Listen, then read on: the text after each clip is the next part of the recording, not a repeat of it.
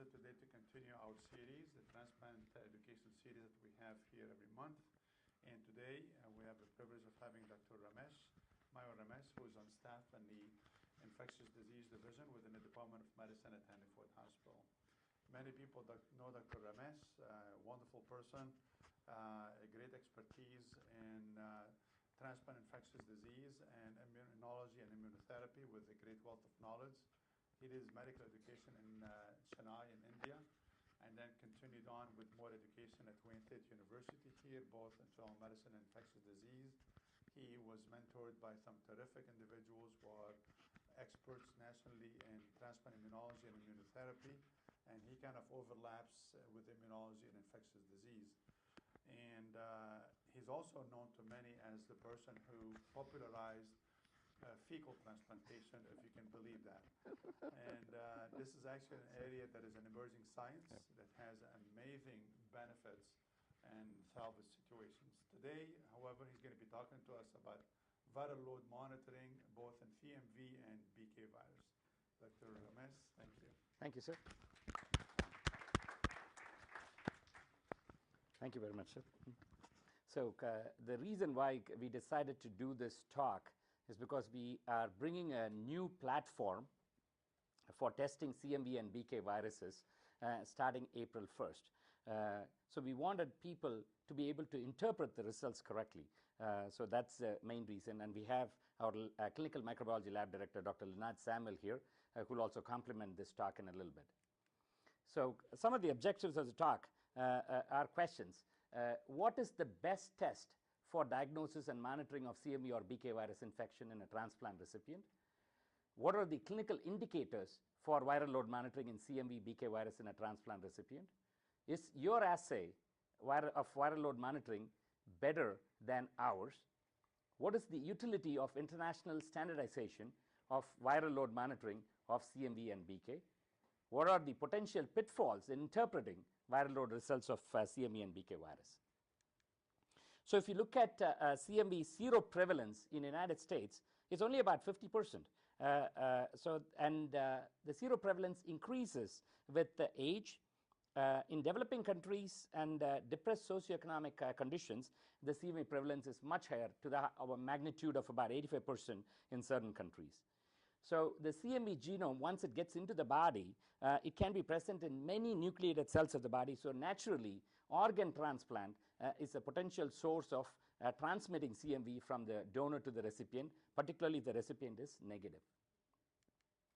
So sorry for the busy slide, but if you look at cytomegalovirus infection and transplant, we know that CMV donor positive recipient negative status carries the highest risk compared to any recipient positive status. But if you define it even further in terms of, say, viral replication kinetics, you see that in D plus R minus patients, the viral replication kinetics is significantly higher magnitude compared to recipient positive status alone. What about doubling time? It's much faster. It's 1.54 days as opposed to 2.67 days. What about the viral load at the time of diagnosis of CMV disease? It's much higher in a D plus R minus patient compared to the R plus patient. What about severity of disease? Definitely much more compared to the R plus patient. What about the different organs? If you look at it, without in D plus R minus patient, if you did not do prophylaxis and you do just a preemptive strategy, the risk is very high. It's about 65%, and it can go as high as 90% in certain transplants with higher immune suppression, such as lung transplants. With prophylaxis, the risk goes down, but in R plus patients, the risk is in the order on an average about 35%, and with prophylaxis, the risk is much lower. So generally, in organ transplants, solid organ transplants, we adopt a policy of prophylactic treatment for CMV rather than preemptive strategy. So the different ways to prevent CMV in organ transplants, if this is up to 6 months, we can do antiviral prophylaxis up to 6 months, or we can just monitor them for preemptive treatment as soon as the virus becomes positive. So how often are we required to monitor? From what we know based on doubling time, there is no reason to do the test more than once a week. There is no reason to do it like every other day. It does not help based on doubling time. Once a week is plenty. So you can monitor it once a week, and as soon as it's positive, depends on the viral load, you can react to it and decide to treat it appropriately. And whenever it stops becoming negative and consistently negative, then you stop treatment. That's sort of the preemptive strategy. Or you can use a mixed bag of strategies. You do prophylaxis initially for 3 months, followed by a preemptive strategy. So let's look at the different diagnostic tests that are available for us. There's serology, culture, histopathology, PP65 antigen assay, or a molecular assay, which is the NAT testing. So if you look at serology, it gives indirect evidence of recent or prior CMV infection. It helps in risk stratification of a future acquisition. Naturally, D plus R minus patients carry a much higher risk of CMV reactivation compared to any R plus patient. And what does it do? It measures for presence of anti-CMV immunoglobulins, IgM and IgG, and there are different ways of measuring it. So how do you interpret it? For acute infection, there is detection of CMV IgM, but there's a lot of false positive because IgM, as everybody knows, is a pentamer, and frequent false positives are very high, and the positivity lasts for several months after the acute infection. We could do the conventional 4-fold rise in titer serology for CMV IgG, but all of this are very insensitive when it comes to diagnosing a CMV infection or disease. But for past infection, CMV IgG has a high predictive value at this point of time. What about culture? So CMV being a virus, we culture in a human fibroblast or a shell vial technique. Fibroblast conventional technique takes longer time. Shell vial shortens it by several days. And you can culture it from several different specimens. The positivity in blood is predictive of infection, but what about positive in tissues? For example, if you do a GI tissue biopsy in a healthy person, for whatever reason the colonoscopy was done and CMV PCR was ordered, CMV culture was ordered, you might potentially find CMV, but it may not mean anything at that point of time.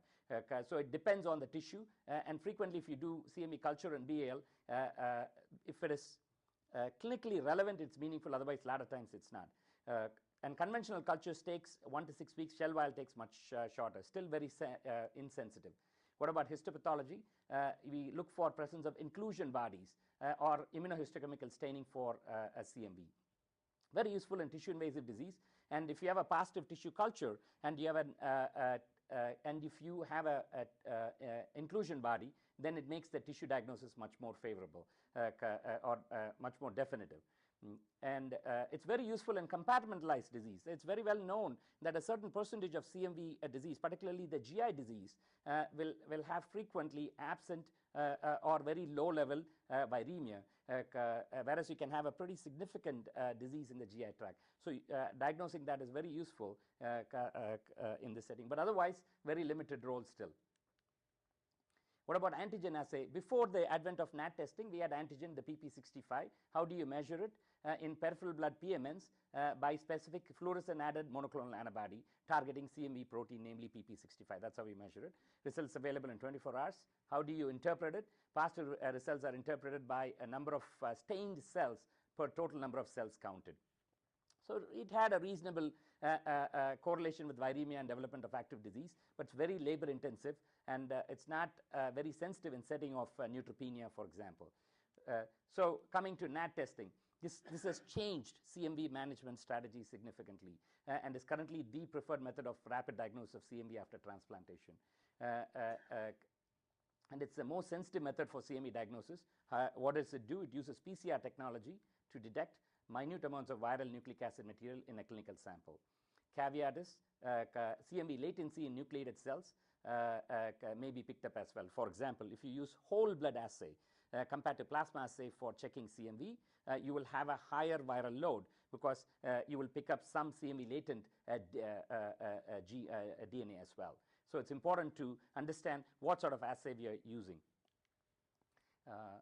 So most CMV assays have been, until recently, homegrown assays, laboratory developed tests in the house. So every hospital or every academic center has their own homegrown assays. But there are also some commercial assays that have come up recently. So some assays in the past used qualitative NAT, but they are not very useful in identifying disease severity, not useful for monitoring. It just tells you the presence of CMV, does not tell you anything more. So quantitative NAT by real-time PCR or viral load is both sensitive and specific, and until recently we did not have a standardized quantitative NAT because we had different labs doing different testing in terms of the NAT. So the results clearly varied between various labs, and definitely no universal viral thresholds or no clinical cutoffs could be established because of that. So the viral load results will be more concordant with the availability of international standards.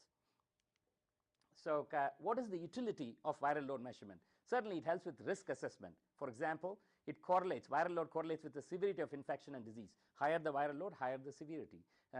And it definitely guides preemptive strategy. If your viral load starts going beyond a certain clinical cutoff, then you know if you don't treat it, it's going to progress on to disease. So it's fairly sensitive, and early detection of viral replication is there. Prognosis by severity, by monitoring absolute viral load and trend in viral kinetics can help us manage our patients better. Certainly it's very rapid diagnosis, turnaround time is very fast, less than a day. And what about therapy? Viral load correlates with duration of treatment and risk of relapse. So if you look at the clinical utility of viral load monitoring, what is the data for it? So if you look at, if we know that higher viral loads carry a higher risk of disease, somewhere in the magnitude of odds ratio of 1.3 in kidney or 1.82 in liver based on a specific cutoff. Or in liver transplant, for example, in this study, if the viral load was greater than, say, 2,860 copies, there is a 51-fold higher risk of developing disease. What about baseline viral loads? If the baseline viral load for CMV syndrome in pooled study data has been shown to be somewhere like 9,000 copies in certain analysis, and for invasive disease, they have reported as 20,000 copies. But if you look at it, it's all over the map. Everybody is saying different viral cutoffs, and viral thresholds is very inconsistent due to the lack of standardization. So what about viral kinetics? This is the amount of virus that trends over time, and if you look at doubling time, for D plus R minus patient, it's 1 day, as opposed to any R plus patient, the doubling time is 4 to 5 days. All of this is very useful because of the NAT testing. And what about duration of viral replication? If you have prolonged viral detection, which may do long-term adverse effects to both the immune system and the graft as well. So what about before establishment of international standardization? How about the cutoffs? What do we know about cutoffs in the past?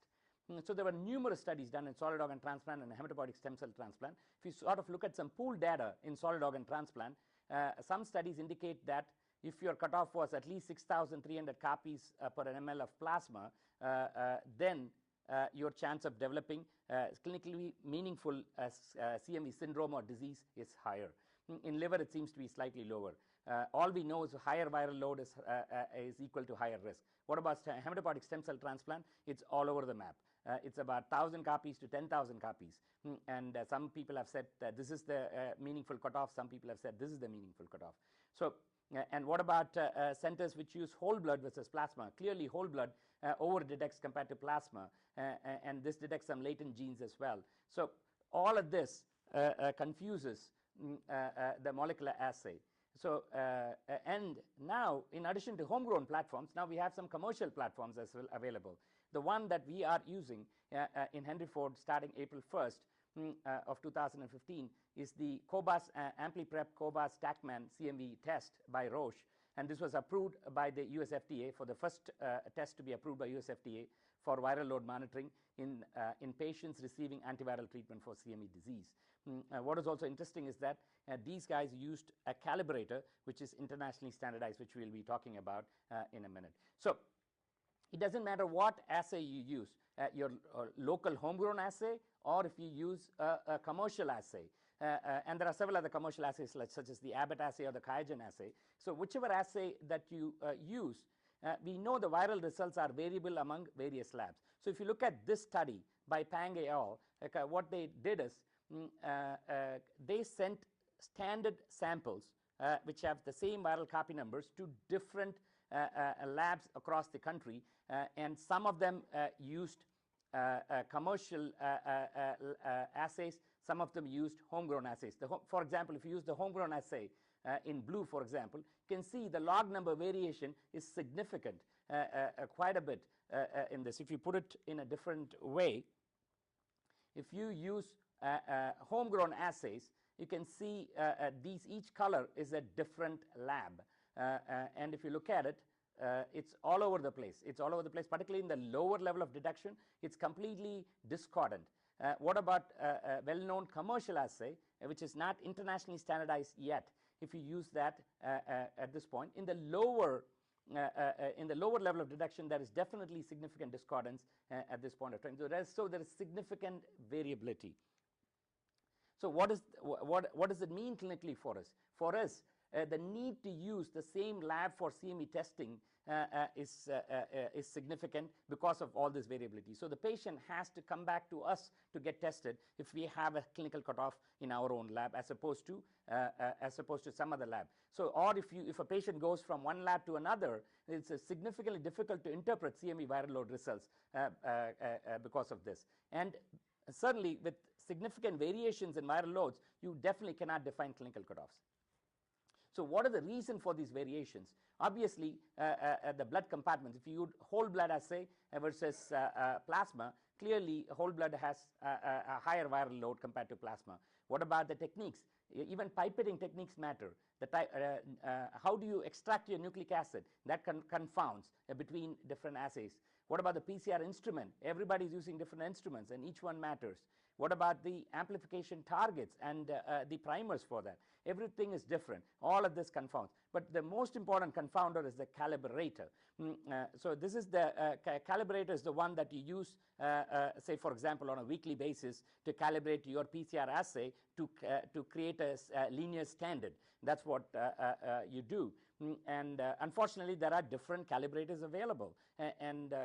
So with all the different molecular assays, it's very clear it's the calibrator that can be standardized mostly, and then we'll have a much more uniformity when it comes to CMV viral load. So that's what they did. So the calibrator standardization was done. The WHO International Standard was created in UK in December of 2010 using a Merlin strain. So once they calibrated it, they sent it out to different labs, including Henry Ford, to create a linear calibrator. And then, so whatever assay that you use, you still use the same assay, except you have to calibrate your assay to this calibrator. So what will happen is your copy numbers will be different from the actual copy number that was sent to you. Then you create a conversion factor, and then you report that. If you multiply your copy number by the conversion factor, you'll get the result in international units per ml. So that is what we'll be reporting it out. And the assay that is used in Henry Ford will be reported out in international units per ml using the WHO standard. This is what is used predominantly in the world. So US always does not want to fall behind. So they decide to calibrate, create a town strain calibration, and there was a big goof up, and now it's not even available at this point of time. And people, and they have to be different. So result is always in copies per ml. So, but the world and predominant centers in the United States still use WHO standard at this point of time. So, how good is the WHO standard? So they sent the so these are labs using their own calibrators on a periodic basis, or these are labs that use the international, the same labs when they use the international calibrators. So you can see the detection range for the same sample is at least 2 log difference between labs. As soon as you put international standard on, the detection range becomes very narrow. It's only 0.5 log. So it's very useful. So basically, we created an INR of CMV test, if you want to call it, from PT. So that's what we have created. So what about the standardized assay using the international calibrator? One is the assay that we use in our center. There are other assays as well. This is approved. I believe, is Abbott approved as well? Abbott is not approved, and there is a QIAGEN assay as well, which I'm sure they're all trying to get approval.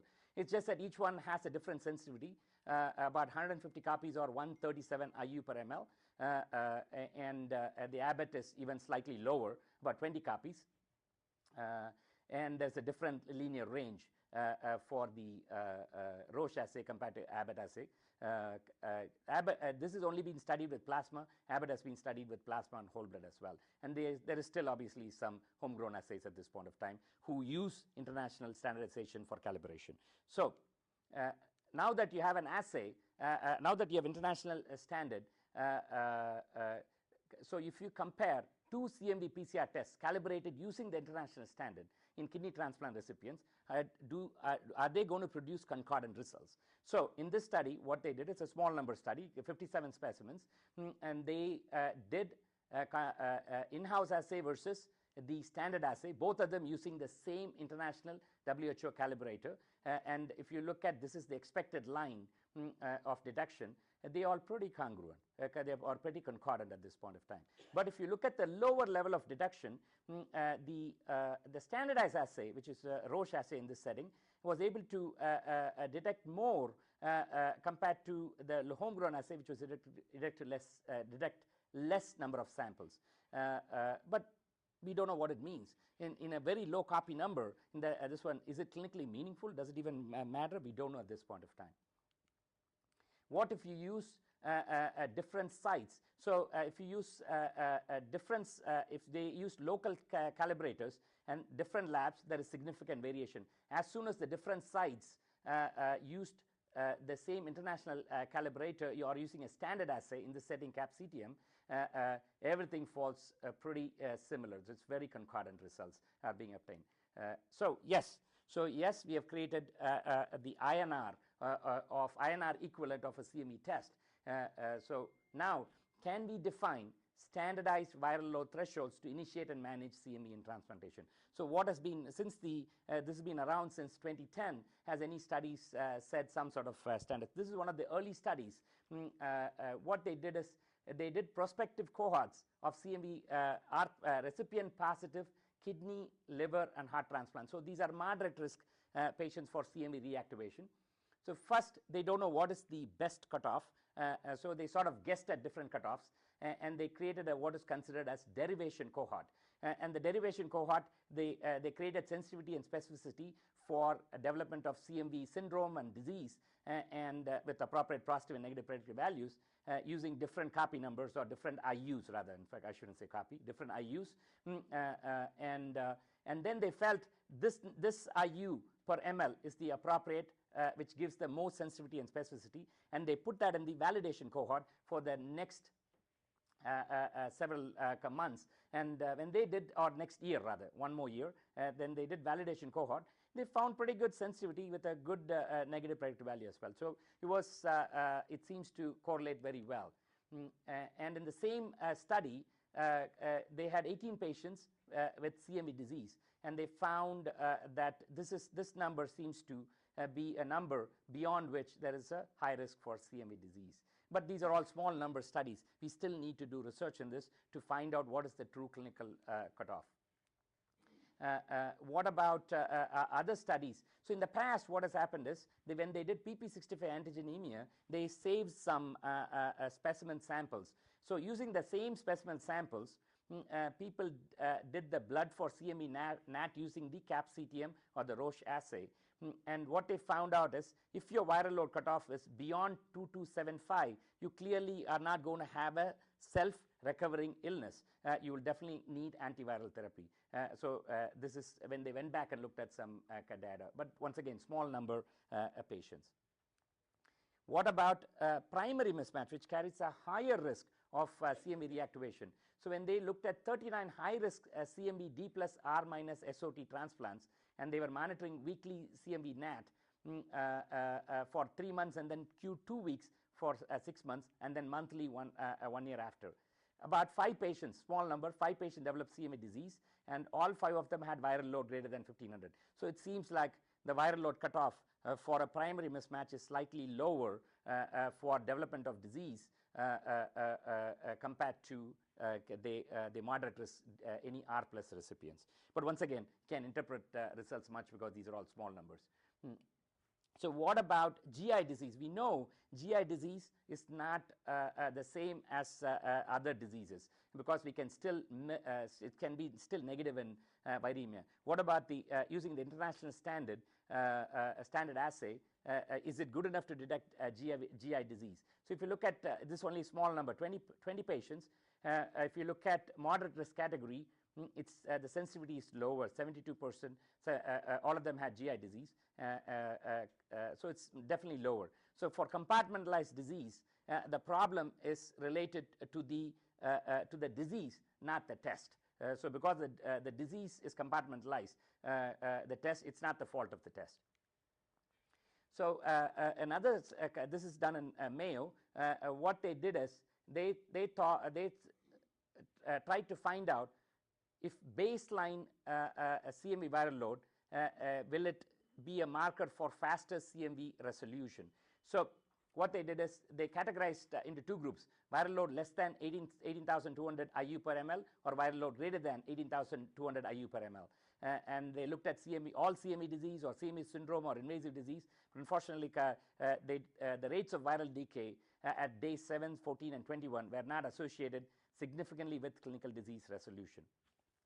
But in the same study, if you clear your virus at day 7, day 14, or day 21, you had a much better chance of clinical disease resolution as opposed to if you did not clear the virus if you did not clear the virus or the virus level was greater than 137 IU per ml. So in any of the categories.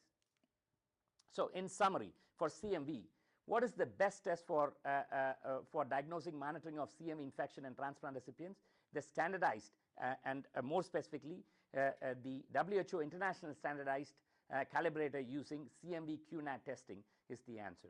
What are the clinical indicators for viral load monitoring of CMV in transplant recipients to risk assess for rapid diagnosis and to monitor therapy?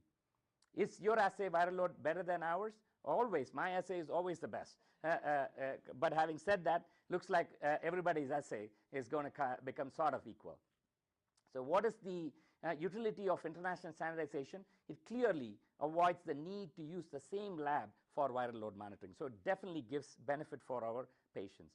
What are the potential pitfalls in interpreting viral load results of CMV? We still have not established, using the international standards assays, we still have not established clinical cutoffs at this point of time. So as a quality measure, we have started collecting data because we implemented our our new assay in April 1st. So we started collecting all the patient data through the lab and trying to come up with the same derivation cohort for the next few months, and then eventually we'll come up with a validation cohort. The problem is certain transplant like lungs will take a longer time because of low volumes compared to, say, kidney transplants or liver, which will be, we'll derive the answers much more faster. And Dr. Lynach Samuel is spearheading that for us. So moving on briefly to polyomavirus. So this is a circular double-stranded DNA with different proteins. So they are different viral genes that can be amplified and measured. VP123, regulatory proteins, large T antigen, small t antigen. But what is very interesting about this virus is it does not carry any classic antiviral drug targets, such as viral polymerase or protease. And so really we don't have any treatment. So when you have BK virus, all we do is reduce immune suppression and hope for the best. So that's what we do. So what is the seroprevalence? So if you look at healthy blood donors, in about 400 people with a median age of about 40 years, the IgG seroprevalence for BK virus is about 82%. And clearly with advancing age, if you separate them out by age, clearly it will be much higher. And none of them had any viremia, but about 7% actually had viruria, completely asymptomatic, healthy patients. So this is definitely well known. So what does BK virus could do? It definitely messes the kidney. It causes nephropathy, so it's relevant to kidney transplants predominantly. It also is supposed to can cause ureteric stenosis, can be associated with certain malignancies, but in the hematopoietic stem cell transplant, it can cause significant hemorrhagic cystitis. So what is the association of polyomavirus-associated nephropathy? It's reported to be 1% to 15% in centers that do more frequent monitoring and react to it appropriately. The PVAN rates or PYVAN rates is only about 1%. In other centers, it's been as high as 15%, and on an average about 8% after kidney transplantation. But what does it do? It causes premature functional decline in about 90% of the patients that you detect. But graft loss can be as high as 50%. There is a big range, but as high as 50% depends on centers. And it typically happens in the first year of transplantation, and the only treatment of any meaningful use is treatment by reducing immunosuppression. So if you look at kinetics, you can see that initially viruria is seen, followed by viremia, and then you develop a BK-specific immunity. And as the PVAN resolves, the viremia resolves down as well. So it's a very useful tool to monitor disease worsening or disease getting better if you monitor viremia or viruria. So what is the gold standard test? And the gold standard test is still renal biopsy using positive immunohistochemical testing for a polyomavirus antigen using the SV40 large T antigen targeting that. And that's the gold standard test. But unfortunately, we cannot be biopsying people every month or twice a month. So we have to go to non-invasive testing. So serial measurements of BK viral DNA in urine and blood using quantitative real-time PCR seems to be the best route. And there are other methods that people have tried using urine BP1 messenger RNA or using polyomaviral aggregates, looking for that in electron microscopy called Hoffen. So this is the classic study by Hans Hirsch in New England Journal in 2002, where he clearly showed that BK viruria and viremia precedes nephropathy and is a very useful tool to monitor. This is the nephropathy, viremia, and viruria. In our center, we choose to use BK viremia, and we use viruria only for the hematopoietic stem cell transplants. So what is AST, American Association of Transplantation guidelines for BK screening? The recommendation is you screen for BK virus replication at least once every 1 to 3 months during the first 2 years. And how do you define polyomavirus nephropathy? Presumptive polyomavirus nephropathy is defined as sustained plasma virus BK virus load of greater than 4 log or 10,000 copies for greater than 3 weeks. And if that is the case, then you're supposed to consider an allograft biopsy for a diagnosis of definitive polyomavirus nephropathy.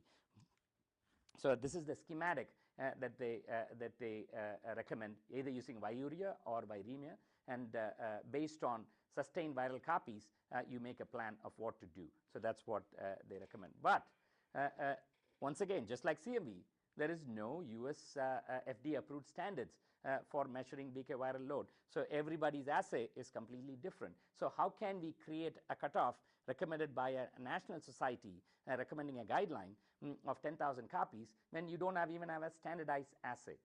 So just like a CMV assays, the variation of a PCR assay, quantitative PCR, is similar to whether from DNA extraction, genes, primers, cyclers, specimen types.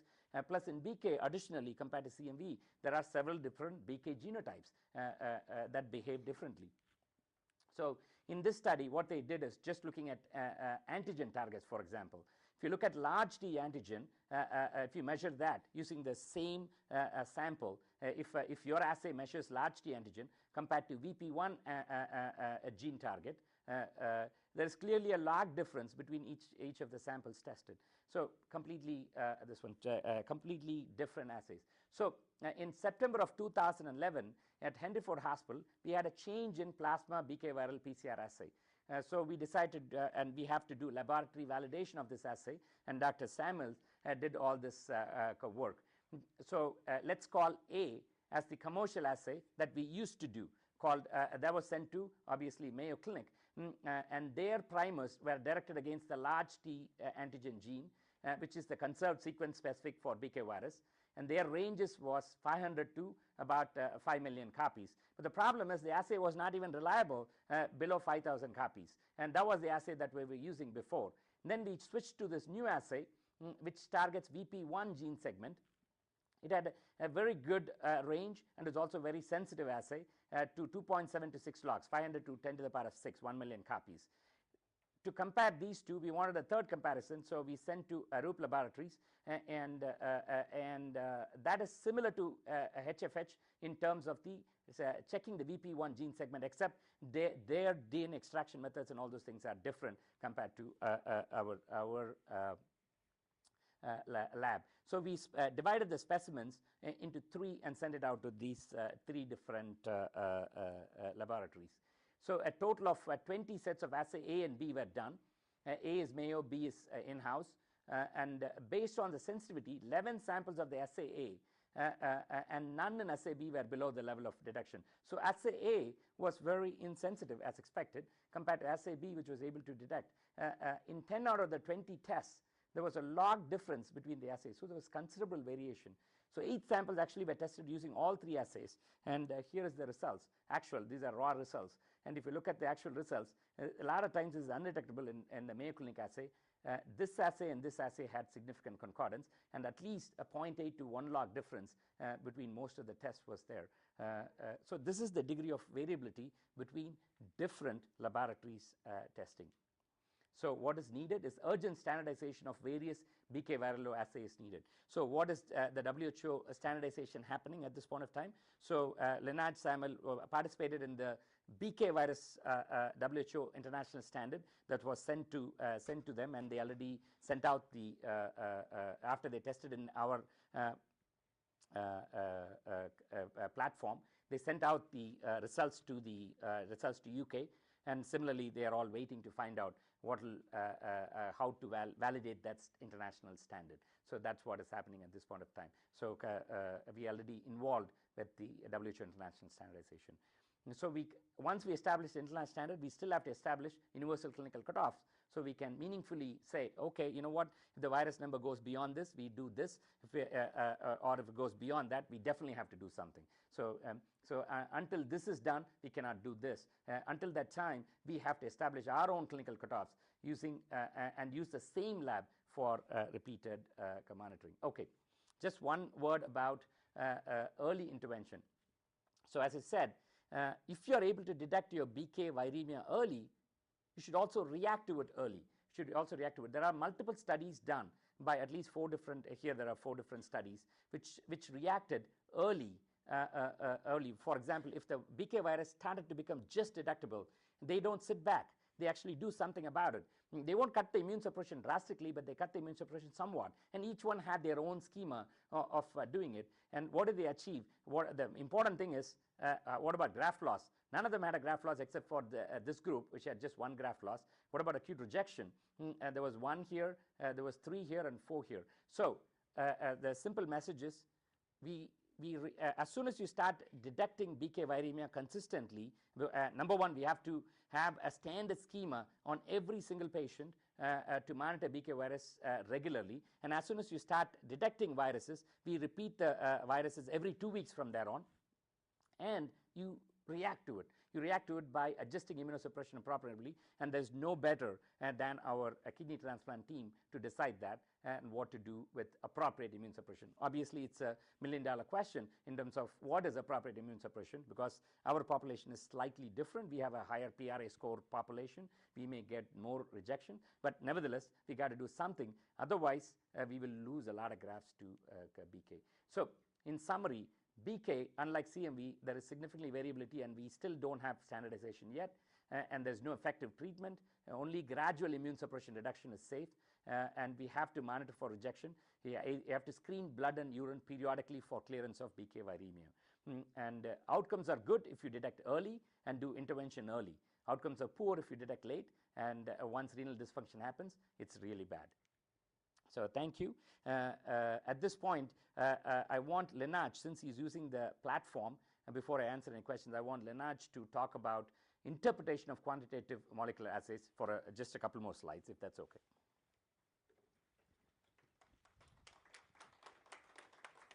Thank you, Dr. Ramesh. So I think Dr. Ramesh has usually understood his role in the whole process. He has been a huge asset to the lab and all of that. So I'm going to present a couple of simplistic scenarios, but one second.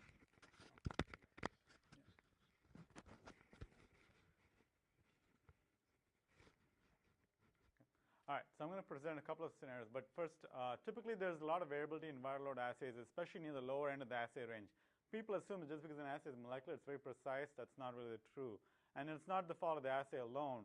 Part of it is that, and a lot of this data came from HIV studies, for quantitative molecular assays, variability of the test ranges from 0.1 log to 0.2 log copies per ml. So just if you take the same sample and test it 5 times in a row, you're never going to get the exact same number 5 times in a row. You're going to get some inbuilt variability. That's 0.1 to 0.2 logs. Biological variability within the patient itself is about 0.3 logs. So if you take the patient during the course of several hours and drew them several times, you're not going to get the same number again. So if you put these two together, people came up with the number of half logs. So if you want a significant change in viral load between two different specimens, you need to see at least a half log change to be significant. As far as CMV is concerned, rapid increases in CMV viral load may occur over a few days in patients with untreated disease.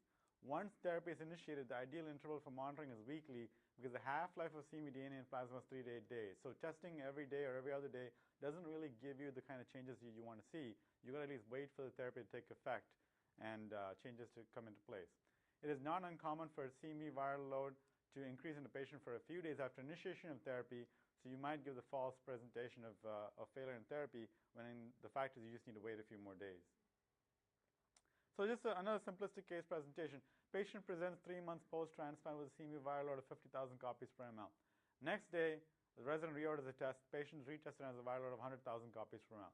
So the viral load has gone up almost twice as much. Would you consider it significant? Well, the answer is that 50,000 copies per ml is 3.7 log copies per ml, and 100,000 is only 4 logs. So this actually falls within our half log. So this would be considered normal variation from day to day within the patient and may not be a significant increase.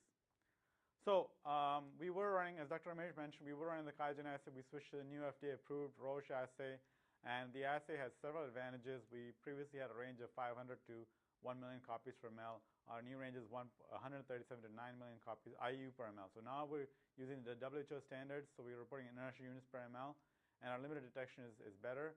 And we report both in IU per ml and log per ml, but really the focus should be on the log international units per ml in terms of making interventions as far as your patient is concerned. The assay we run is the first FDA-approved assay, although since then a second one has come out. It is WHO standardized, as Dr. Ramesh mentioned, has better range and sensitivity, and this is an older slide. The assay is now live. And as he mentioned with BKVirus, we're currently working with other labs around the country on standardizing the assay with the WHO standard. So, okay, thank you.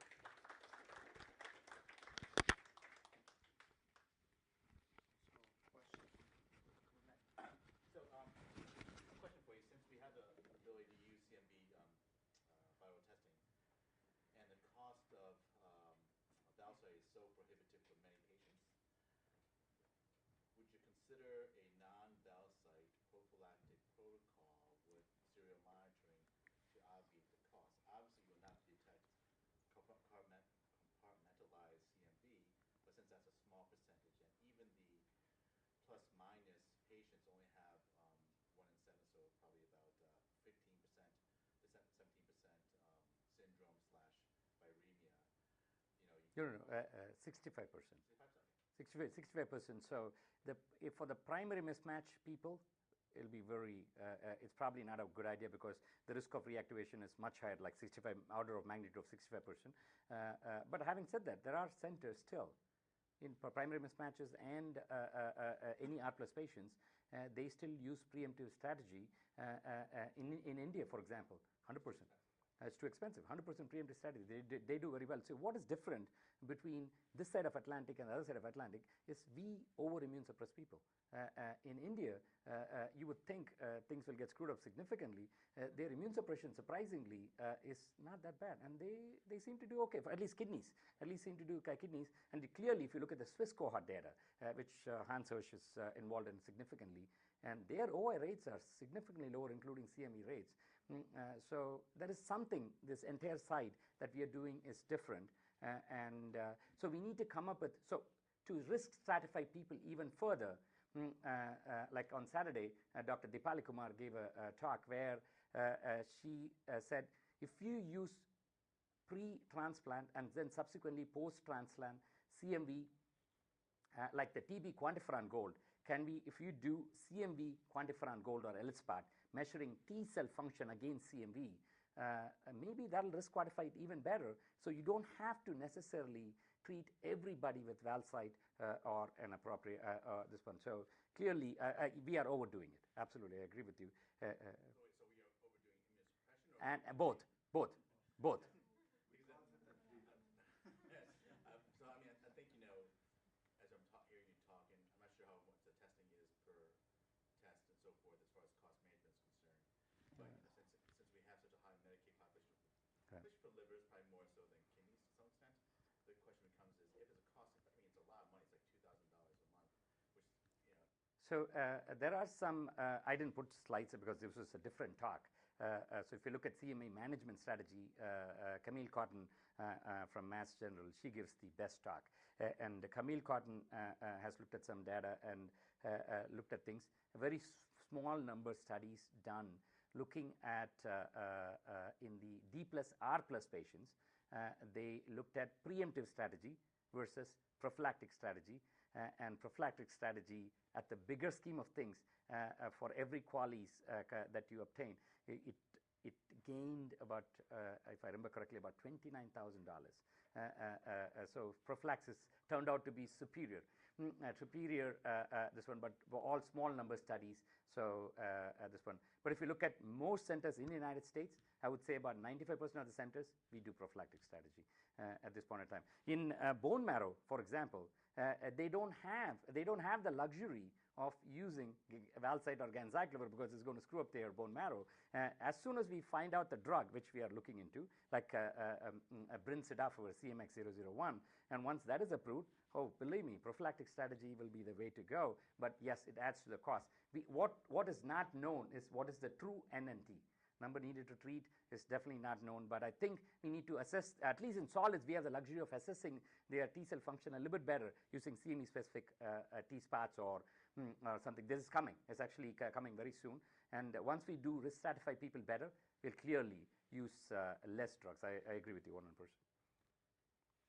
Yes, sir. You mentioned over the weekend in the symposium on the impact on T cells and how the immunosuppression and interface, so there is a lot we don't know. Correct, The question that came to mind and I wanted to ask you was twofold. One, if we are using co-stimulatory blockade, like belatacept and things, would that cause a difference in the expected outcomes of BK virus and the like? And the second question, which is a side question, there is a lot of buzz at the last meeting in ATC on T regulatory cells. For tolerance induction. Yeah, donor specific and non-donor specific. I don't know if you can comment on that. So if you look at belatacept as such, so belatacept is a co-stimulatory blockade, which so for the antigen presenting cell to work with T cell, to stimulate the T cell, it needs two signals. One is the antigen presentation to the TCR receptor or T cell receptor, along with the co-stimulatory ligand and co-stimulatory interaction. So if you block the co-stimulation, the T cells does not get stimulated. So it'll become either anergic or just doesn't do anything at this point in time. So it's a very useful tool. Belatacept is a very useful tool. But the problem is if you have already developed allo memory, belatacept is not going to do anything. Belatacept does not. So belatacept is a great tolerance-inducing regimen as either a single agent, probably not a single agent, probably because of redundancy in the immune system. You might want to use other cytokine-based methodology. People are looking into different kinds, including Tregs and stuff like that. But assuming you are so pristine and you have used belatacept, particularly in a pediatric population who has not been exposed to certain alloantigens and that kind of stuff, yep, it introduces tolerance pretty significant. It's a great drug. It's a great drug. But the failure is in the same population, once you use belatacept and continuously use belatacept, and these people have not seen, this immune system has not seen BK virus or EBV, they develop PTLD. They develop PTLD because the immune system does not react, because immune system, so it's a significant bargain. But we cannot, for BK virus and CMV and stuff like that, the reason being is because you're already pre-exposed. Quite a bit of people are pre-exposed once, and so that somehow does not impact when it comes to Ballotus. Actually, what happened, I can tell you if I can chip in. The studies on Bella were done comparing them with cyclosporine, not FK506. And most of our BK virus and the CMV is more significant in the FK506 population. And the difference in the study arm of the cyclosporine versus the Bella, that was the comparison they had. Because Bella versus cyclosporine, the incidence of CMV and BK was similar. The place where they found a difference was in studies where they used everolimus versus cyclosporine. Everolimus versus MMS. And they found that in the everolimus patients there was a lower incidence of BK. It didn't look much at the CMV. Correct me if I'm wrong. So 1 second, sir. So for the Treg story, you can modify Tregs using medications. For example, sirolimus. Sirolimus favors Tregs and stuff like that. So you can use that, but you have to give it at the right setting where Tregs come around. Or you can do adaptive T-cell transfer using Tregs and then use that as well to calm down the immune system. That is the function of Tregs, to calm down the immune system. Non-specific immune reactivation is calmed down by Tregs. So definitely it's a tolerance-inducing regimen that people are looking into. Several people are studying about it at this point. I had two questions. The WHO calibrated that you talked about, what is involved in the calibration? Very simple, sir. You take, see, there are different CMV strains. You know, we cannot take this person's CMV strain or that person's CMV strain. So there is a strain called Merlin strain. So they took the Merlin strain, they grew it up, and then they did by rigorous techniques. They finally quantified, based on whatever their quantification methodology is, they quantified rigorously to equal aliquot. So every single time you aliquot that sample, you get the same quantification. So they sent a bunch of aliquots. For example, they sent aliquots, I don't know exact this one, but I'm giving example, like they sent an aliquot of 500 copies, 5,000 copies, 50,000 copies, 500,000 copies, 5 million copies. And so he can use his lab to create a linear curve. But the failure is, if in the lower level, particularly the lower level of detection is where the problem is, the line is not linear. The line actually twists a little bit. The line is actually like this. So when the line goes nonlinear, maybe your conversion factor that you are having should be different for lower cutoff, lower range compared to the upper range. So that's why still there are some issues with the lower number things. So even though it's international standard, it's still not that equal. I would probably say there are different varieties of apples. They are apples, but I think it's still different varieties of apples. And the other question was about, you made the statement that the value reported in log is more reliable than the absolute copies. Is that because the copy number can look impressively larger? That's exactly in right. terms of log terms? Yeah. But it's the same number, just in different forms, and people tend to react to numbers as opposed to log values. Correct. So 50,000 to 100,000 looks like doubling, but in terms of log, it's only much. the log is probably less meaningful when it comes to lower copy numbers, very lower copy numbers as opposed to higher copy numbers. But in lower copy numbers, 100 to 200 shouldn't make you react. But we are also looking with one of our colleagues in this one. He's interested in CMV, looking at using the Abbott assay. What he's trying to do is, it's a much more sensitive assay, looks like, not very, but much more this one, using very early copy number and looking at kinetics and to see, can we predict something, saying, okay, you know what, this is what matters in terms of CMV, viremia disease. If you want your preemptive strategy to be as early as possible. And that's what they are trying to. They are trying to do studies with it. He's first started the study using in his rheumatology population. We'll eventually come to the transplant population and other things.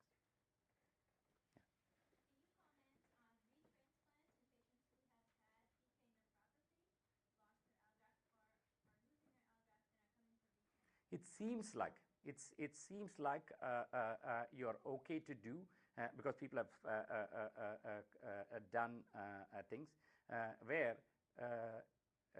it seems like you're okay to do repeat transplants. It's the simplest, this one.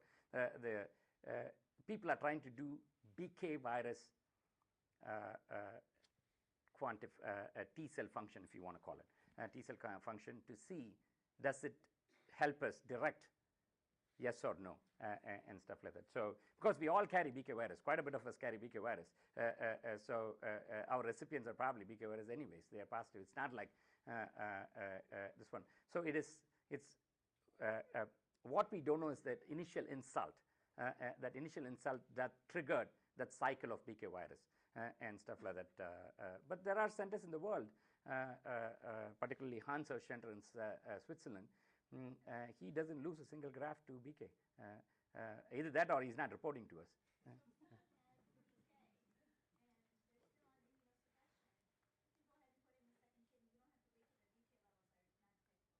Oh, that's a good question. I don't think anybody will. This one they would probably say drop the immunosuppression as low as possible to make the BK undetectable, because viremia seems to correlate somewhat with this. Well, does it mean the new kidney will get reactivated PYVAN? It's because whatever happens locally in the kidney. It's an interaction between the rejection, initial local rejection, along and BK reacts predominantly locally. So I don't know. I don't know answer to that question. Do we even know whether the virus comes from the blood into the kidney or spills over from the kidney into the blood? Usually it's the kidney to the blood. It's your own stuff. If that's the case, then viremia is not relevant. It doesn't. That usually shouldn't be relevant. But nobody has had the courage to go forward when they see active viremia. Any other questions?